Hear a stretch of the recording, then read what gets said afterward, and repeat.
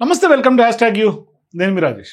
So ఇప్పుడు దేశవ్యాప్తంగా Congress party ఇవాళ ఎన్నికల సంఘం బీజేపీకి సహకరించింది అంటే ఓట్ చోరీ జరిగింది మొన్న పార్లమెంట్ ఎన్నికల్లో అనేది ఆధారాలతో సహా రాహుల్ గాంధీ మీడియా ముందు పెట్టారు. అయితే ఇప్పుడు ప్రధానంగా దేశవ్యాప్తంగా అతిపెద్ద ఆందోళనలు నిరసనలు కూడా జరుగుతున్నాయి. ఏ నియోజకవర్గాల్లో ఆ ఓటర్ల జాబితాలో ఏ విధంగా తప్పులు జరిగినాయి, ఎట్లా అడ్రస్లు తప్పిదం జరిగింది, ఎట్లా దొంగ ఓట్లు కొంత లిస్టులో యాడ్ చేశారు, ఆ లిస్టులే మొత్తం తప్పులు తడగ్గా ఉందనే అంశాలని ఎస్టాబ్లిష్ చేశారు.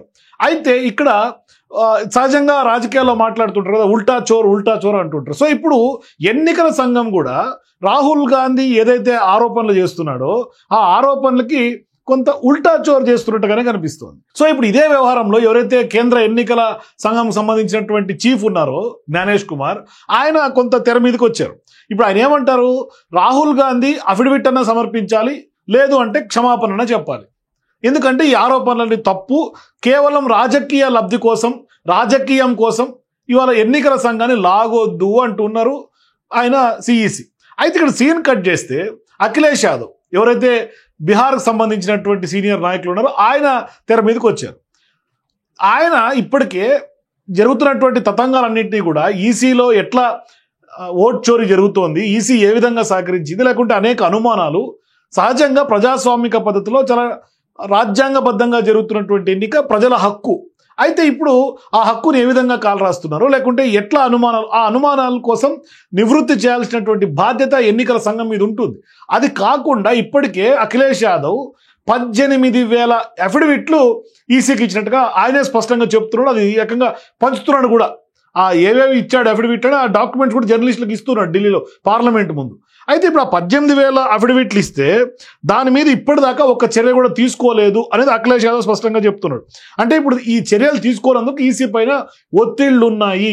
అంటే 18,000 కంప్లైంట్స్లో, అఫిడవిట్స్లో ఒక్క దాని మీద కూడా ఈసీ యాక్షన్ తీసుకోలేదు. ఇప్పుడు రాహుల్ గాంధీ ఇన్ని ఆరోపణలు చేసి మొత్తం 7 ఫీట్ల డాక్యుమెంట్స్ని ప్రజెంట్ చేస్తే, డిజిటలైజ్ చేసి ప్రజెంట్ చేస్తే, ఇప్పుడు మీరు మళ్ళీ అఫిడవిట్ ఇవ్వండి, లేదంటే క్షమాపణలు చెప్పండి, మీరు వేగ్గా కామెంట్లు ఆధారాలతో సహా. ఏదైతే బెంగళూరు ప్రాంతం ఉందో అక్కడ ఒకే ఒక రూమ్లో 80 ఓట్లు ఉన్న సంగతిని కూడా ఆధారాలతో సహా రాహుల్ గాంధీ బయటపెట్టారు. ఇప్పుడు బీహార్ ఎన్నికలు రాబోతున్నాయి. బీహార్ ఎన్నికల్లో దాదాపుగా 65,000 ఓట్లను తాజాగా ఓటర్ లిస్టుల నుంచి తీసిపడేశారు. బతికున్న వాళ్ళని కూడా తీసిపడేశారు. ఇప్పుడు వాళ్ళ తొందరతో కూడా రాహుల్ గాంధీ స్పష్టంగా వాళ్ళని తీసుకొచ్చి మరీ చూపిస్తూ ఉన్నాడు. అయినా కూడా ఈసీకి కళ్ళు తెరుచుకోవట్లేదు. ఇప్పుడు ఏమంటున్నారు, ఖచ్చితంగా అధికార పక్షము ప్రతిపక్షం అని చూడము, ఈసీకి అందరూ ఒకటే, అన్ని పార్టీలు ఒకటే, ఎన్నికల్లో 1 కోటి మందికి పైగా సిబ్బంది పాల్గొంటారు, వారందరూ ముందు కూడా దొంగ ఓట్లు, దొంగతనం చేయడం సాధ్యమేనా అంటూ కూడా రాహుల్ గాంధీకి ఉల్టా ప్రశ్న వేస్తూ ఉన్నాడు. అట్లాగే కేవలం రాజకీయ ప్రయోజనాల కోసం మీ పార్టీల మధ్య జరుగుతున్నటువంటి యుద్ధంలో మా భుజం మీద గన్ పెట్టి కాల్చకండి అని ఈసీ ఎవరైతే సిఈసి ఉన్నారో ఆయన చేస్తున్నటువంటి వ్యాఖ్యలు. అంటే ఇప్పుడు రాహుల్ ఆరోపణల పైన ఒక రకంగా చెప్పాలంటే ఈయన ఉల్టా చోరుగా చేస్తున్నటువంటి పరిస్థితులు కనిపిస్తుంది. అంటే ఇప్పుడు బీహార్లో 65 లక్షల ఓట్లను తొలగించినటువంటి నేపథ్యంలో ఆ పేర్లను తీసివేసినటువంటి వ్యవహారం ఇప్పుడు దేశవ్యాప్తంగా దుమారం రేగుతోంది. మరోవైపు బీహార్లో ఎన్నికలు జరగబోతా ఉన్నాయి.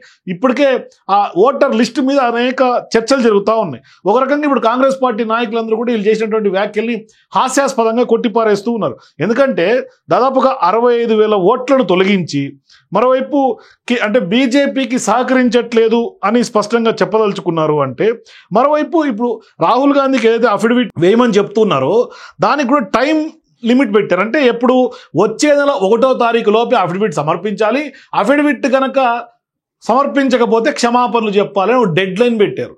అంటే ఇప్పుడు రాహుల్ గాంధీ ఇన్ని ఆరోపణలు చేశారు, అవన్నీ తెర మీద తీసుకొచ్చి పెట్టారు, ఆ 7 ఫీట్ల గట్ట తీసుకొచ్చి పెట్టారు, అవన్నీ ఈసీ నుంచి ఇచ్చినటువంటి డాక్యుమెంట్సే కదా. ఇప్పుడు దాంట్లో అనలైజ్ చేసి తప్పొప్పులను తెర మీద తీసుకొచ్చి పెట్టి ఏ విధంగా జరిగింది అని చెప్పటమే తప్పుగా ఇప్పుడు ఈసీ భావిస్తుంది. అంటే ఒక రకంగా చెప్పాలంటే ఈసీ మొద్దు నిద్రపోతోంది. ఇప్పుడు వాస్తవాలని వెలికి తీస్తే ఇప్పుడు అతని మీద నిందేసి క్షమాపణలు చెప్పాలని చెప్పే పరిస్థితికి ఈసీ వచ్చింది. అంటే ఒక రకంగా చెప్పాలంటే బీజేపీకి వంత పాడుతోంది ఈసీ అనడానికి స్పష్టంగా ఆధారాలు ఇప్పుడు రాహుల్ గాంధీ చూపిస్తూ ఉన్నారు. దాన్ని కూడా నమ్మే పరిస్థితిలో ఈసీ లేదు.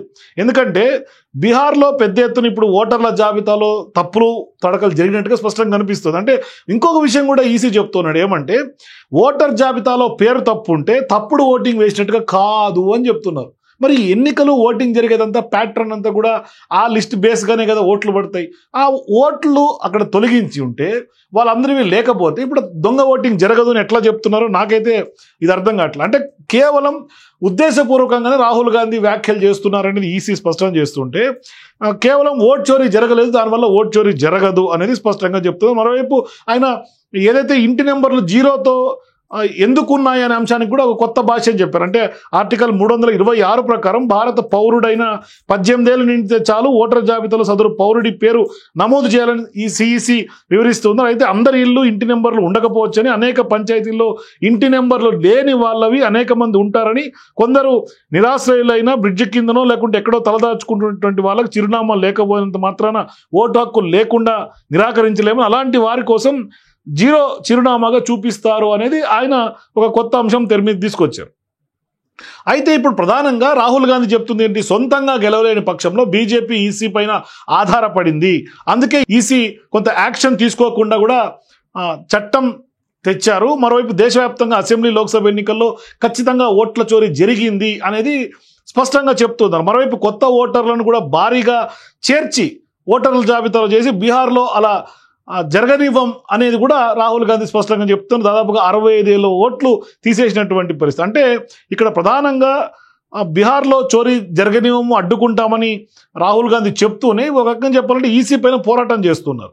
మరోవైపు ఇప్పుడు ఖర్గే కూడా దీని మీద ఒక కీలకమైనటువంటి వ్యాఖ్య చేశారు. అంటే ఒక రకంగా ఇప్పుడున్నటువంటి కేంద్ర ప్రభుత్వానికి ఏజెంట్లు ఈసీనే ఏజెంట్గా వ్యవహరిస్తుంది. సహజంగా రాజకీయ పార్టీలకు అందరికీ కూడా ఏజెంట్స్ వాళ్ళ పార్టీలకు సంబంధించినటువంటి ఏజెంట్స్ని ఆయా బూతుల్లో, ఎన్నికల బూతుల్లో పెడుతూ ఉంటారు. ఇప్పుడు ఏకంగా ఈసీనే బీజేపీకి ఏజెంట్గా పనిచేస్తోంది అనే ఒక తీవ్రమైనటువంటి వ్యాఖ్య కూడా జాతీయ అధ్యక్షుడిగా ఉన్నటువంటి ఖర్గే చేశారు. అయితే ఇక్కడ ప్రధానంగా దాదాపుగా 65,000 ఓట్ల చోరీ ఏ విధంగా జరిగింది అనేది, అంటే ఇప్పుడు రాహుల్ గాంధీ చెప్తున్నటువంటి ఆరోపణలు, అఖిలేష్ యాదవ్ ఇప్పటికే 18,000 అఫిడవిట్లు ఈసీకి ఇచ్చినప్పటికీ ఇప్పటిదాకా ఒక యాక్షన్ తీసుకోలేదు అంటే ఇక్కడ ఈసీ డొల్లతనం ఏంటి, ఈసీకి ఉన్నటువంటి రెస్పాన్సిబిలిటీ ఏంటి, మన ప్రజాస్వామ్యంలో ఓటుకున్నటువంటి విలువ ఎంత, అంటే ఒక రకంగా ఖచ్చితంగా ఓట్లో చాలా ట్రాన్స్పరెంట్గా జరగాల్సినటువంటి అవసరం ఉంది. అంటే ఓటింగ్ ప్రక్రియ చాలా పారదర్శకంగా, నమ్మకంగా ఉండాల్సినటువంటి అవసరం ఉంది. అంటే రాహుల్ గాంధీ ఇప్పుడు ఇంత తెర మీద తీసుకొచ్చిన తర్వాత కూడా ఇప్పటికి కూడా ఇంకా ఈసీ బుకాయిస్తోంది, లేదంటే మీరు క్రమశిక్షణ చర్యలు తీసుకుంటాం, లేకుంటే క్షమాపణలు చెప్పాలి ఈసీ కంటే, లేదు ఒకవేళ ఇట్లా జరగలేదు, ఈ విధంగా జరగలేదు, ఈ విధంగా జరిగింది, ఇప్పుడు జీరో అడ్రస్ మీరు క్లారిటీ ఇచ్చారు, ఆ దిశగానే ఇప్పుడు ఆ ఓట్లకు సంబంధించినటువంటి ప్రతి అంశాన్ని ఎట్లా అనేది ఒక కులంకుశంగా ఒక క్లారిటీ ఇచ్చేస్తే ప్రజలకు కూడా ఈసీ మీద ఒక నమ్మకం ఏర్పడుతుంది. అట్లా కాకుండా కేవలం ఆరోపణలు చేసిన వాళ్ళ మీదే మీరు ఉల్టాగా ఇప్పుడు దాని మీద క్షమాపణలు చెప్పాలని, అఫిడవిట్ 1వ తారీఖు లోపల ఇచ్చేయాలని ఒక లిమిటేషన్స్, డెడ్ లైన్స్ పెడితే ఖచ్చితంగా భవిష్యత్ రోజుల్లో ఎన్నికల సంఘం మీద ప్రజల్లో ఒక నమ్మకం సడలే అవకాశం ఉంటుంది. తద్వారా ఇప్పుడు అనుమానం కేవలం ఒక రాజకీయ పార్టీ అధినేతగా ఉన్నటువంటి రాహుల్ గాంధీ ప్రతిపక్ష పార్టీ నేతగా ఆయన అభియోగం చేస్తూ ఉన్నారు. కానీ ఒక రకంగా మీరు చేసే విధానాల వల్ల భవిష్యత్తులో ప్రజలకు కూడా నమ్మకం పోతుంది. అంటే ప్రజలకు కూడా అనుమానాలు రేకెత్తించేలాగా ఉంటాయి. అంటే ఇది నిజమే కాబోలేమో, అందుకే ఈసీ ఈ విధంగా బిహేవ్ చేస్తుంది. అంటే ఇప్పుడు ఏదైతే రాహుల్ ఆరోపణలు చేశారో, ఇప్పుడు రాహుల్ ఆరోపణలు చేస్తే దానికి క్లారిటీ ఇవ్వాల్సింది పోయి, లేదు మీరే మాకు అఫిడవిట్ ఇవ్వండి అంటే మీరు ఇచ్చిన డీటెయిల్స్ అఫిడవిట్ ఇస్తాం, ఇచ్చిన తర్వాత ఏంటి యాక్షన్ ఏంటి, ఇప్పుడు 18,000 అఫిడవిట్లు అఖిలేష్ యాదవ్ ఇచ్చాడంటే ఇప్పటిదాకా ఒక యాక్షన్ కూడా లేదు అంటే ఇచ్చినా కూడా ప్రయోజనం లేదు కదా. అట్లాంటప్పుడు పోనీ క్షమాపణలు చెప్పాలా? క్షమాపణలు ఎందుకు చెప్పాలి? మీరు కూడా బాధ్యతాయుత పదవిలో ఈసీగా ఉన్నది మీరు కదా, మీరు క్షమాపణలు చెప్పించుకోవడం ఏంటి? ఇక్కడ ఒక తర్కం కనిపిస్తోంది, ఒక కాంట్రడిక్టరీ కనిపిస్తోంది. తద్వారా ఖచ్చితంగా ప్రజల్లో కూడా ఒక రకమైనటువంటి నమ్మకం సడలే అవకాశాలు స్పష్టంగా ఉన్నాయి. అంటే రాహుల్ తెర మీద తీసుకొచ్చినటువంటి ఆరోపణలు, ఈసీ బిహేవ్ చేస్తున్నటువంటి విధానం చూస్తుంటే భవిష్యత్తులో ఇది నిజమే కాబోలేమో అన్న అనుమానాలు దేశ ప్రజలకు ఖచ్చితంగా కలిగే అవకాశం. ఇప్పుడు దానికి ఫర్ ఎగ్జాంపుల్ ఇప్పుడు బీహార్లో 65,000 ఓట్లు అంటే ఆ లిస్టులో పేర్లు తీసేయటం, ఆ లిస్టులో మొత్తం పేర్లని కొట్టిపడేయటం, బతుకున్న వాళ్ళ పేర్లు కూడా తీసేసి ఓట్లను మా ఓట్లు గల్లంతేనే మొర్రో అని వాళ్ళు మొత్తుకున్నా కూడా ఈసీ పట్టించుకోవట్లేదు, లిస్టు ఫైనలైజ్ చేస్తోంది అంటే స్పష్టంగా దీని వెనకాల ఒక హిడెన్ ఎజెండా ఏమై ఉంటుంది అనేది మాత్రం అతిపెద్ద చర్చ జరుగుతుంది. మరోవైపు తాజాగా సీఎం రేవంత్ రెడ్డి కూడా ఇదే అంశం మీద మాట్లాడారు. అంటే బీహార్లో ఈ విధంగా జరుగుతోంది, మరోవైపు దేశంలో గత పార్లమెంట్ ఎన్నికల్లో ఓట్ చోరీ జరిగింది, అందుకనే ఇప్పుడు ఇటువంటి వ్యవహారాన్ని ఈసీ ముందు రాహుల్ గాంధీ తీసుకొస్తే దాన్ని ఇప్పుడు అంటే ఎవరైతే ప్రశ్నించారో వాళ్ళే తప్పుపట్టే విధంగా ఉంది, అసలు ప్రశ్నించడమే తప్పు అయిపోతుంది అనేది సీఎం రేవంత్ రెడ్డి కూడా మాట్లాడారు. అసలు రేవంత్ రెడ్డి ఏం మాట్లాడారు కూడా ఇదే అంశం మీద ఒకసారి చూసే ప్రయత్నం చేద్దాం.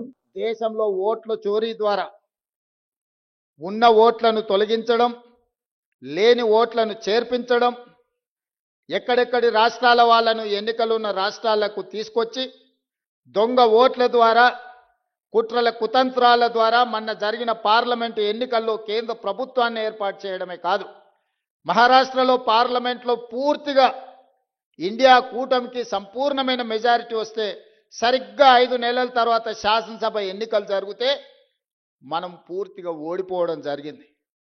ఎందుకు ఓడిపోయినామని విశ్లేషిస్తే 1 కోటి ఓట్లు మహారాష్ట్రలో కొత్తగా చేరినాయి 4 నెలల్లో. నేను అడుగుతున్నా, 4 నెలల్లో ఏ రాష్ట్రంలోనే ఏ దేశంలో అయినా 1 కోటి మంది పుట్టగలరా? ఒకవేళ పుట్టిన వాళ్ళకు ఓటు హక్కు వస్తుందా? కానీ మహారాష్ట్రలో ఎన్నికల కమిషన్ 4 నెలల్లో 1 కోటి కొత్త ఓట్లను నమోదు చేసి ప్రజా అభిప్రాయాన్ని దెబ్బతీసి, ప్రజా అభిప్రాయాన్ని తుంగలో దొక్కి భారత రాజ్యాంగాన్ని అపహాస్యం పాలు చేసి, ఏ మహారాష్ట్ర నుంచి డాక్టర్ బాబాసాహెబ్ అంబేద్కర్ గారు వచ్చిండ్రో, ఏ డాక్టర్ బాబాసాహెబ్ అంబేద్కర్ గారు మనకు రాజ్యాంగాన్ని ఇచ్చిండ్రో, ఆ రాజ్యాంగాన్ని అపహాస్యం చేసుకుంటూ మహారాష్ట్రలో పార్లమెంట్ ఎన్నికల నుంచి అసెంబ్లీ ఎన్నికల లోపల 1 కోటి కొత్త ఓట్లు నమోదైనవి. ఆ దొంగ ఓట్లే మహారాష్ట్రలో బీజేపీ ప్రభుత్వాన్ని అధికారంలోకి తీసుకొచ్చినాయి. మొన్న కర్ణాటకలో చూస్తే ఒక పార్లమెంట్లో ఒకే ఒక్క మహదేవ్పుర అనే అసెంబ్లీలో 1,14,000 ఓట్లు 6 నెలల్లో నమోదు చేయించారు కొత్తవి. ఆ 1,14,000 1,00,000 ఓట్ల పైన మెజారిటీ, 6 అసెంబ్లీలలో కాంగ్రెస్కు మెజారిటీ వస్తే ఒక్క దాంట్లో 1,00,000 ఓట్ల పైన బీజేపీకి మెజారిటీ వచ్చి ఆ సీటు బీజేపీ గెలిచింది. ఇట్లా దేశం నలుమూలల ఓట్ల చోరీ జరుగుతుంది. బతుకున్నోళ్లను లక్షలాది మందిని బీహార్లో చచ్చిపోయినట్టు రాసిరు, లేనోళ్లను ఉన్నట్టు రాసిరు. బీహార్లో 65 లక్షల ఓట్లు ఉన్న పలంగా తొలగించారు. ఇప్పుడు ఎన్నికలు వస్తున్నాయి బీహార్లో, 65 లక్షల మంది బతుకున్న ప్రజల్ని, ఆ రాష్ట్ర ప్రజల్ని 65 లక్షల ఓట్లు తొలగించారు. రాహుల్ గాంధీ గారు లెక్క తీసిండు. ఈ 65 లక్షల మంది ఎక్కడికి పోయినరు? దేశంలో లేరా? దేశం విడిచిపోయినరా? దేశంలో చచ్చిపోయినరా? చాలా మంది చచ్చిపోయినరా అంటే సుప్రీంకోర్టుకు, ఎన్నికల కమిషన్ దగ్గరికి వీళ్ళు బతుకున్నారా చచ్చిపోలే అని మనుషులను తీసుకొచ్చిండు. వీళ్ళు దయ్యాలు కాదా, మనుషులే, మీరు దయ్యాలుగా అనుకుంటారేమో అని మనుషులను తీసుకొచ్చి ఎన్నికల కమిషన్ ముందర పెడితే ఈరోజు ఎన్నికల కమిషన్ దానికి సమాధానం చెప్పకుండా రాహుల్ గాంధీ గారు నువ్వు అఫిడవిట్ ఇయ్యని అంటారు. తప్పు చేసింది నువ్వైతే తప్పును ప్రశ్నించిన రాహుల్ గాంధీని అఫిడవిట్ అడుగుతున్నారంటే ఎన్నికల కమిషన్ నిన్న మాట్లాడింది చూసిండ్రు. సో చూసారు కదా సీఎం రేవంత్ రెడ్డి ఏం మాట్లాడాడు. స్పష్టంగా ఇప్పుడు కాంగ్రెస్ పార్టీ పోరు మరింత ఉధృతం చేసే అవకాశం కనిపిస్తుంది. ఈసీ భుజం మీద గన్ను పెట్టి కాలుస్తున్నారని ఏదైతే సిఈసి చెప్పారో అట్లా భుజం మీద గన్ను పెట్టి కాల్చడం అనేది పక్కన పెడితే ప్రధానంగా ఇప్పుడు నమ్మకం సడలకుండా చూసుకోవాల్సినటువంటి బాధ్యత కూడా ఈసీ మీద ఉంటుంది. ఖచ్చితంగా అంటే ఇప్పుడు జరుగుతున్నటువంటి పరిణామాలను చూస్తే గతంలో మోదీ మీద అంత వ్యతిరేకత వచ్చినా కూడా ఇంత ఏ విధంగా ఈ గెలుపు సాధ్యమైంది అనే అంశాల మీద అయితే అనుమానాలు చాలా ఉన్నాయి. చాలా వరకు కాంగ్రెస్ పార్టీ ఆధారాలతో సహా తెర మీద పెట్టినప్పటికీ కూడా ఇంకా ఈసీ బుకాయిస్తున్నటువంటి సిచ్యువేషన్సే కనిపిస్తున్నాయి. సో మీరు కూడా ఖచ్చితంగా మొన్నటి జరిగినటువంటి ఎన్నికల్లో నిజంగానే ఈసీ బీజేపీకి సహకరించిందా, లేదు అంటే ఇప్పుడు ఎందుకు క్షమాపణలను రాహుల్ గాంధీ ఆధారాలతో సహా తెర మీదకి పెడితే ఎందుకు క్షమాపణలు చెప్పని కోరుతోంది? మీరు కూడా ఈసీ వ్యవహార శైలిపైన మీ అభిప్రాయాల కింద కామెంట్స్ తెలియజేయండి. For more days please watch #.